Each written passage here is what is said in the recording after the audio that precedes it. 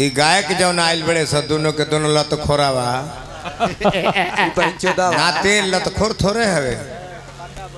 आह दादा साचो बहिचोद बड़ा सही तोरा से बड़ बबुआ ए धरती पर केहू राजनीतिज्ञ पैदा ना हो। अरे करैत ह कहले हाँ हई जे कुंवर जी अपना बहनी के ओहो तोरी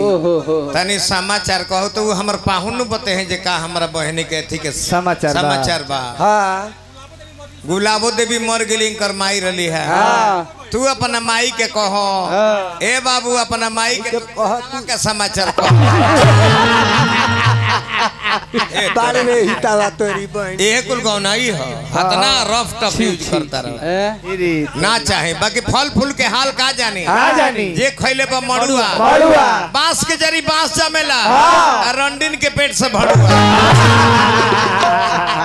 ये तोरी बहन का ई कुल शब्द बोले के हर चीज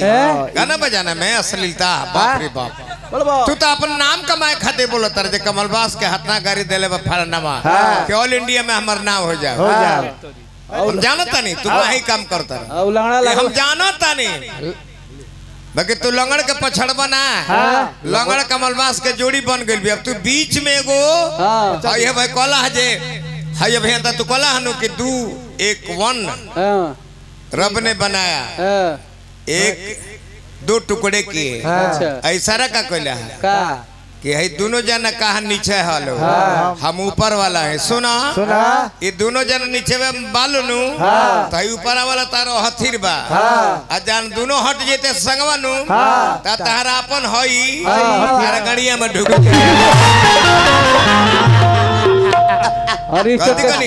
हरिचंद के सार दोनों सपोर्ट नीचे से बाड़े स जे तू ऊपर टंगाइल बड़ा चाहे दोनों हटले स कि तहरा अपने समानवा तहरा अपने में ढुक जाए अपने गाड़ी अपने मारा लगबो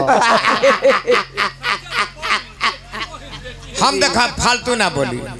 हम जन कहले बताओने के जवाब हां तारो कौनई से परे हट के अश्लीलता और गाड़ी के प्रयोग करता रहो दोनों को दोनों बार गावस अब बताओ हमने के गावस तू कहता रहो ये तारे को बेंजू मास्टर है का नाम है कर छोटुआ अरे करे के जब विशेषर पांडे मारे लगले हमारा कॉलेज गावस ये के करे के गावस कॉलेज पूछा क्रिया खतनी रामायण जी के छू के कौना के जमल है करे के 10 थप्पड़ मरले हां कहां मा धीरज ओझा के द्वार पर शायद तू रहल का हां इहो हित रहल ए पिटाइल 10 थप्पड़ मरले से करे के खाली हमरे कह देले जे गावस बोले के सभ्यता सीखो पंकज असली संस्कार त जमल हवा ना तू असली संस्कार के तू जमल हवा ना सिवान में मुस्लिम के संख्या ज्यादा बा चमड़ा आगा के काटो रहला ओही तरह टोपी पहन के तारा माई के जन्मा दे हाय हितवा कहां गई आई बेंजुआ ला कहता गावस एक हाय हित कहां गइले है वो कहीं जा से उनकर माई बहन बाड़ी नु कहीं बबुआरी का कहले कमलबासे ए पैदा कइले हमें दोनों जना उनको के इनको के लगातार सब दोनों जना हमारा पे बयान कसतलो का है कि चैनल जुटल बा आज इनका के गरिया दीप जानू तो के सिवान छपरा में हमन के बोली ना एक के चलते हाउ तो बेचारा वो लंगड़ दिव्यांग आदमी है इंजीनियर है उसके लिए तो मैं माफ कर देता हूँ फिर भी वो अश्लील भाषा का इस्तेमाल किया है वो बोलता हितावा वो कम नहीं के अब भाई मोबाइल निकाले लगल है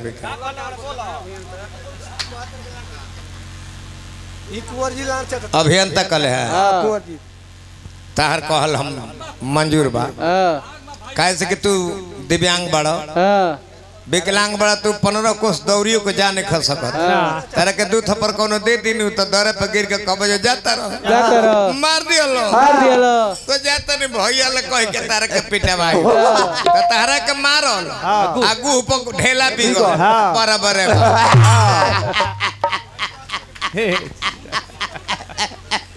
हाय स्वरलिपि लो चली हाय कले है भाई हमार के हम जौन गीत गा देता नहीं कुंवर जी बोल देबो तो दोबारा तहर माई के गर्भ में से तारा जन्म लेवे के पड़ी। हमार तो माई के मरला हो गई 30 बरिस। बाकी भगवान करस जे हम ना ना ना ना ना इनको माई मर गई बड़ी। हे भगवान हम बोलता नहीं अच्छा हम जे तारा बन से एगो नहीं खे भइबो कहले त मुहले भइला। हम चाह जे तारा मौगी के एथिया में ढुक के अब फिर से हम कमलबास बन के जन्म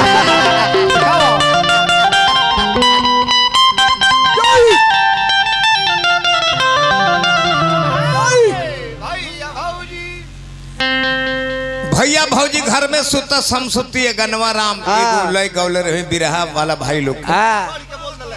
तो ऊपर वाला कला है बीच वाला भुला गइला ई कहां गइला बाकी हो तारा कहना आई हमरा के कल हजे कह के देखावा कुंवर जी देखावा तनी लाओ कि 4 दिन से लागो 4 दिन से अरे आज लो हला गोलहा हेलो अरे लइका एगो छुमा लेके आज भारत की धरती पर भोजपुरी में जौन गा के छोड़नी तो करे फिल्मी स्टार लोग नकल करेला। आ तू कहिया पूत जन्म ल कहिया राक्षस भइल रास के चट के गली गली बेटा नाव धैले बाप अरे चुमा लेके लइका एगो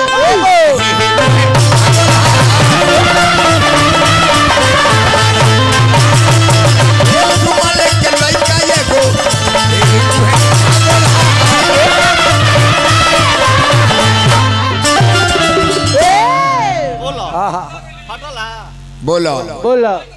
बोलो हो ही जाके ढुक जाई तारा मौगी के थी में ढुक के निकल जाई में से फिर कमलबास बन के जन्म ले ले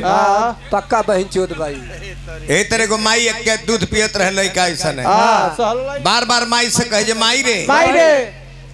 कबाल दी कबाल दी कबाल दी कबाल दी महतरिया हंसे जे हमर बाबू ए बाबू पियो आ पी के जियो न त तहर बाबू कबार के थकल है फिर तहरा से कबर वाला ना तू देकर जानम हो ऊ हम कहते नहीं ओकरा के लगल औरी बा बने लगा चुमा लेके लइका एगो हेही मुहे भागल है ढेर दिन से लह में लागल रहे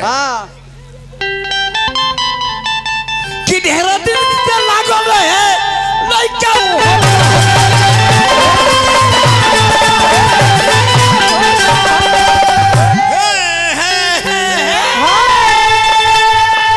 एक दिन भेटारे गइले कोलिया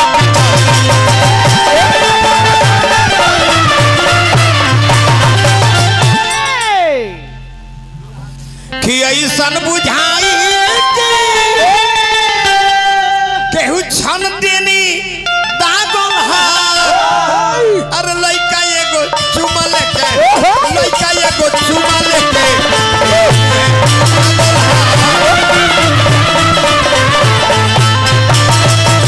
लइका एगो चुमा लेके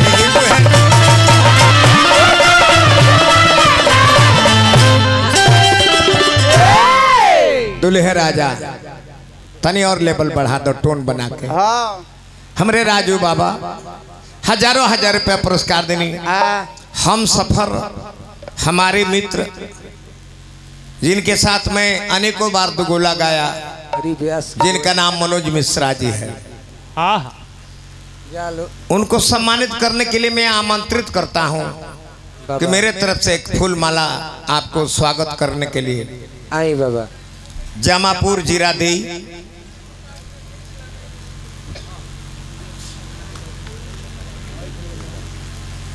लुधियाना पंजाब गवले बने यहाँ संगे हम बहुत बहुत गौने प्रसंग का अच्छा गया था व्यास मनोज मिश्रा जी। बाकी आजकल लहड़न के जमाना में का हम बताएं लेकिन तो हम बानी वैसन जे कुल जैसन रहले से बन जाइले बन जाइले कलाकार पानी के आकार का होता है। हाँ जी बाल्टी में रखिए, बाल्टी गिलास में रखिए, गिलास मैदान में छोड़िए तो दरिया बन जाता है। वही कलाकार होता है। नदी आज हमारे के टीका रहते है लंगड़ा है दोनों के दोनों हमारे से जन्म है नहीं के लगातार सब बने ही दोनों आगे बने बराए ना नु तो पिटैला के डरात ने खंड से तोरना ले ये जानत रहे से कुछ बोलब जे हमने के केहू बोली हई त एगो संगतिया ह ढेर दिन से रह गेल बा संगे ई कुछ बोलेला तो हम कहली कि जा दो हमार भाई हई जन बोलत है धरी करवा चोदी धरी करवा चोदी एकर बोली साहत नहीं है को दिन के जमल है। अब बतावा 22 गो पतल में अपना घरे हमरा के खाना लेके थरिया दिखाई यूट्यूब पर प्रचार हुई 22 गो पतल लगौले रहे आइटम पर आइटम हमरा के दे के खियौलस उतना के दामाद के सेवा ना बाकी अपना हो दामादा खाती रोटी सुंदर से सुंदर ब्याज लेके दौड़ेला आयर ले बाकी पहुनवा के देखल से हो ई त हमर बहिनी के हवाला हो रहे तो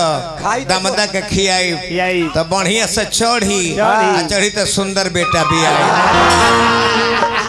आई देखी आई वीडियो हाय देखी कौन है बना के के कहल जात देख ली चैनल वाला खींच ले लो ये करे घर के फोटो हो 22 गो प्लेट में हमारा के खाना खिया के चमचागिरी करे यही अजीता भाई चोट के है आइए हमरा के गाड़ी देता है हाय देख लो बाबा खींच ले हलो सब लोग खींच लो देख लो एकर दिखा दीजिए हो के ई कमलबास कुंवर के चाट चाट के ब्यास बन गई आई लागल बरे हमरे के गाड़ी देबे देखो 22 गो पतल होई में कतना पाहुन बाबू बढ़िया से खींच लो सल्ला सा पाहुन के मोलले बड़ा से कतना ही का है भाग कोइला करिले बा हमरा के पहले आओ मंच पर चला दे रे बुआ है जनले सही तब देख ली लाजे भाग ए करे घर है ऊपर वाला कोठा हां टूटा घर में गोइल बन जा घर के बड़ शिकायत ना कोई खाना का बड़ाई कर माई के घर बा घर तो बटुए की देख लियल जाए खियावे लगे भाई फोटो दिखाओ सतनी केसो दिखा रे बबुआ खाना खियावे लगे के हो उनको फोटो दिखा दसना तई कर जनी है जे अब बताई रवा अभिषेक बाबा रौरे गीत गा के अभी दिल है के चार्जर 500 रुपया धो के गोल पकड़ी दतर रावरे गीत गा के हमरा से लड़ाई लड़ता रे हाउ कहतर के सोना गाछी के जितना राव रंडी हो खसगल के कहल सब राव बहन बेटी हो के कहला राव बहुत सुंदर बात करनी है के कहला हे भगवान सारा घर के हम तो चाहिए जे केहू के ऐसन बेटी बहन मत जन्म ले जे वो जगह पर जाओ जहाँ राम राम न रहे भविष्य अंधकारमय हो चाहिए हम तहरो हम ना चाहो ये तहरो घर के बेटी बहन जनता बाजार में आओ बलिया भगवान बाजार में आओ हम तोहरो घर के चाहिए हम वो आदमी हैं केहू के बेटी बहन के ना चाहिए कि कहीं जाके गलत जगह पर ओकर इस्तेमाल लोग करत होके कहते रहे कि वो ससुर रहले ना बेटा बना तो श्रवण कुमार जैसा एगो श्रवण जे तीर लागल तबो ना कहले जे रजबा ते काहे मरले है एगो उ श्रवण एगो हे श्रवण के देखी देखिए मैं श्रवण के ता एगो हे श्रवण के देखी बिना बोलल ये दोनों के दोनों श्रवण जन भइल बड़े स हमरा के फुहर बोलत रे दोनों बाकी छोड़ी ना हमरा वो श्रवण से काम बा अनु हमरा हे श्रवण से काम छोड़िए श्रवण के दोनों खत्म बड़ा से बहचो दावना भविष्य बतावाला चुटकेला कल बड़ा ओकरो के जवाब दिया कहत रे कहू ते हाय हाय हाय अस्थिर रहू हब कहतर जे लौंडा है उनका लोग लौंडिया है लौंडा है लौंडिया है हमार कुछ भी ओके कलकार है ना तुम हूँ अपन कलकारवा के दिखावा तो तू का अपन बहन लेके आइल बड़ा हम तो लौंडा लेके आइल बनी तू अपन बहन ने चावे के लेल बड़ा कहतर के कर नाम प्रिंस गिरी है पुलिस में भर्ती हो गई रही हाई कहाँ गइल हो हाई हितावा कहाँ गइल हो हमने से तो लंबा है टीम करो भाई कहीं इनका से तो लंबा है टिंकर बाजीत के एक कहने खन बिहार पुलिस में जाके गाड़ी मारा ई कहे गाड़ी प्यार कोले पड़ू इकरार कोले पड़ू ओकरा संगे करार कोले पड़ू तू करे के माने लू तारा क्यों देखे मानो जगह पागो नहीं जायो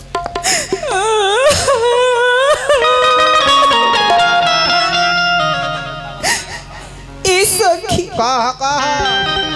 हम अपना करेजा के बहुते दिल और जान से चाहेले उनका के हमार अपना अंतरात्मा में बसा ले बानी उहे हमार भगवान हवे उनके के हम सोचम कि आगे आवे वाला समय हमार मांग के सिंदूर बनस लेकिन नहीं सखी का जाने काहे करेजा हमरा पर ध्यानो नहीं खंदे देखो तने कि रिमझिमवा के पीछे चक्कर में रहता लेकिन नहीं सखी ई कुल देख के हमार करेजा दहल जाता हम चाहत नहीं कि हमार करेजा वापस आ जाए लेकिन वो हमरा पे तने क्यों ध्यान नहीं खंदेते सखी उनका बिना नाचियो उनका बिना हमार शरीर लाश बन जाए सही सही दिल लगी दीवार से तो परी किस काम की तो हर कहा नाम सही बात ओहो अच्छा ये बताओ अभियंता भाई केने गोले हूं अभिषेक तिवारी की सराहना करतले हैं क्यों कर शिकायत करतले हैं ये दोनों के बीच में अभिषेक के लेकर डाल दिले बने पूरी प्रदेश उत्तर प्रदेश बलिया बिहार अब ये दोनों के जलन हो गइल बा जी दोनों के जलन भइल बा कैसे के बाह के लेकर डाल दिले बने आ जब डाल दिले बनी तो दोनों का चूरना काट दिले बने गाड़ी में तो बहन चोदा गुल बा दोनों के चूरना काटा था अब इनकर शिकायत कैले है को बड़ाई कैले है कि अभिषेक दोनों ही तो उनका चलो तू जौन गवले बड़ा तरह से फुहर में नहीं गावत बताई का दुआरे पा के इनका कहे के चाहिए निर्मला के गाड़ी हम दिवनी बक्सर स्टेशन पर प्रोग्राम देले रहे निराला इनका के फुहर पात्र निर्मला बोलत रहली हम कहीं अभिषेक अब डरामत कमेटी में हमारे आदमी है उनका के खुल के करिए मारो बोलो गलती ना नु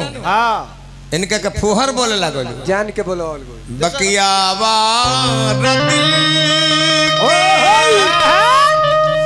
खिस्सा सुनाई मोहब्बती में मजे लो बनवल सिया भाई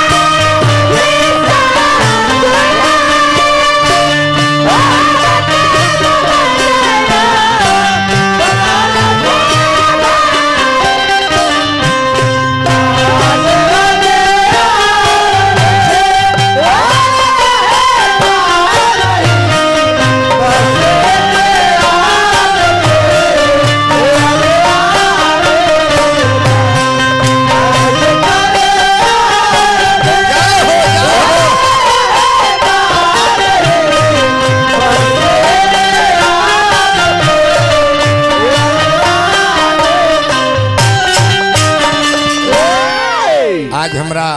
अभिषेक व्यास जी बड़े भाई साहब राजू बाबा हजारों हजार रुपया पुरस्कार देनी हार्दिक अभिनंदन बार बार नमस्कार बार धन है मलिकार धन है अरे दीवाना बना के भैली बेगान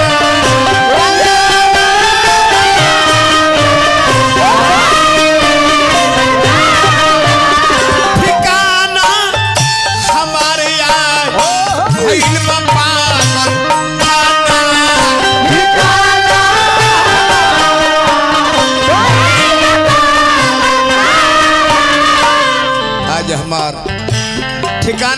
बादल खाना में हो गइल बा।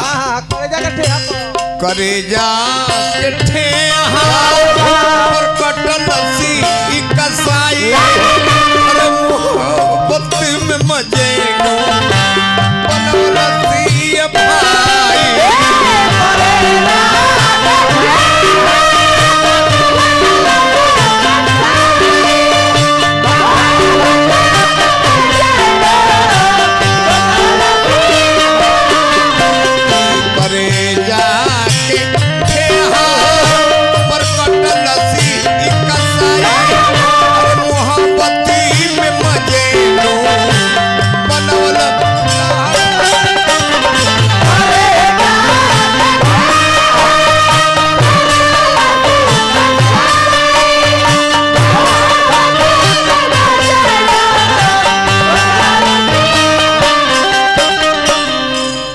आज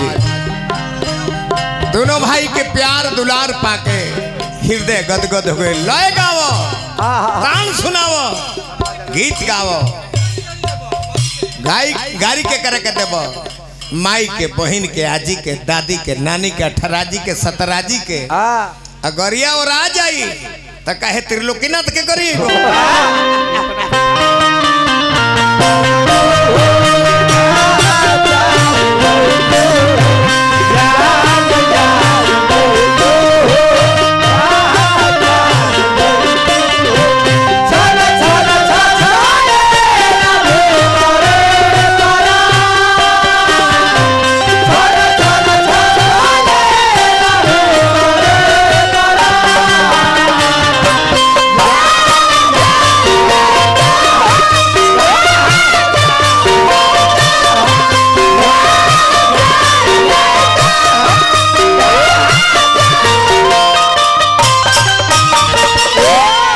अभिषेक तिवारी जी के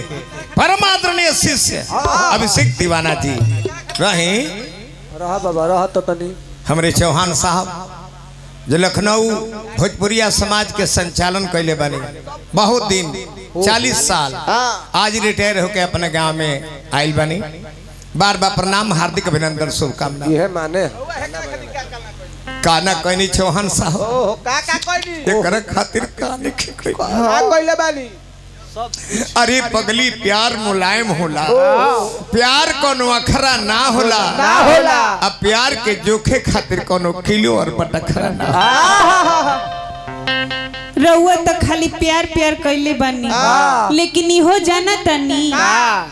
प्यार करने वालों की किस्मत बुरी होती है, बुरी होती है। हाँ। प्यार करने वालों की किस्मत बुरी होती है, बुरी होती है। मुलाकात में जुदाई जरूरी होती है, जरूरी है। वक्त मिले तो उठाकर पढ़ लेना प्यार की किताब, क्योंकि हर प्यार करने वालों की कहानी अधूरी होती है।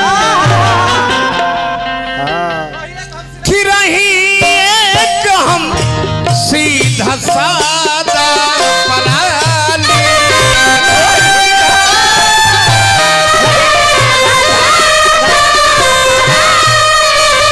हेटा धोइली हमारा लैला के नानी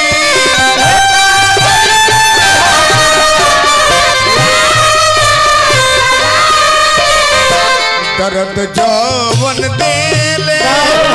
न मिले दवाई, दर्द जौवन देले न मिलेला दवाई, हर मोहब्बत में बजे बनवल सी भाई।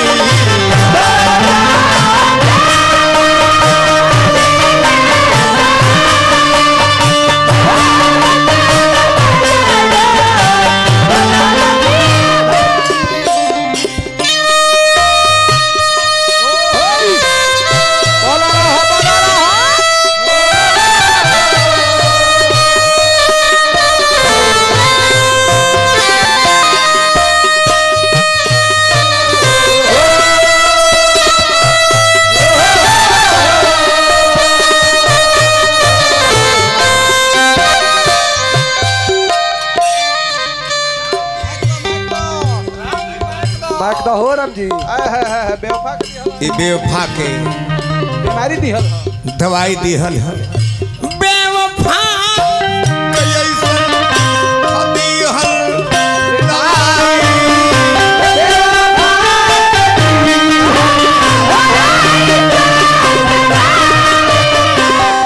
गौनिहार बनता लो जन तू बार गईब 25 साल पहले गावल ह आ गवले बनी तबे तहराज मिलल बा त ना मिली पानी तले पूरी भेटा त कुल लोग के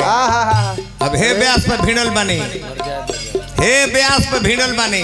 त दोनों जने के गाड़ी में जलन हो गइल हम कदम कहतनी हम हिट सुपर स्टार बनाई ले आज बना देले बनी बाबा तार दोनों जने जरबो जरते रह जीबो तार लोग के मार्केट के पीछे जा रहल बा हां हे हितावा के ढेर जड़ता है यानी कि दोनों का मार्केट गिरल जाता है कि बेवफा के दिहल है ऐसन